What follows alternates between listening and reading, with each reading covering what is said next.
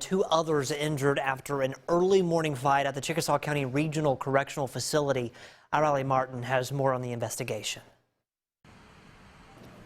As trustees were helping unload a food delivery truck at the Chickasaw County Correctional Facility, investigators were interviewing inmates in the MDOC pod where the fatal stabbing occurred. That pod had over 50 in that pod, so it's a lot of interviews that's got to take place.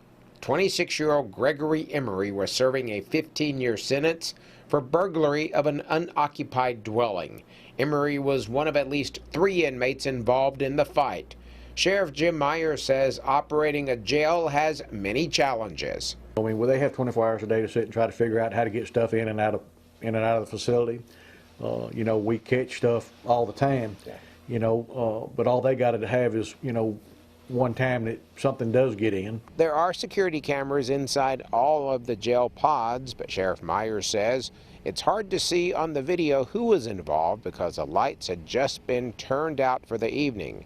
The sheriff also points out there are a whole set of other challenges when it comes to investigating a crime that happens inside of a jail. Yeah, somebody saw something.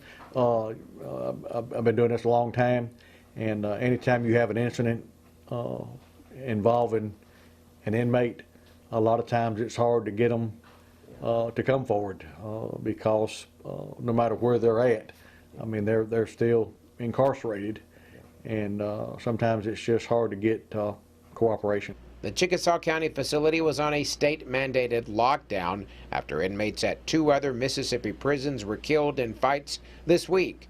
Sheriff Myers says investigators are trying to determine if the incident is related to the others.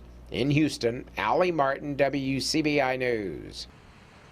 No correction officers were injured in the fight. Myers points out there are frequent unannounced searches of jail pods to make sure that contraband is not in the facility.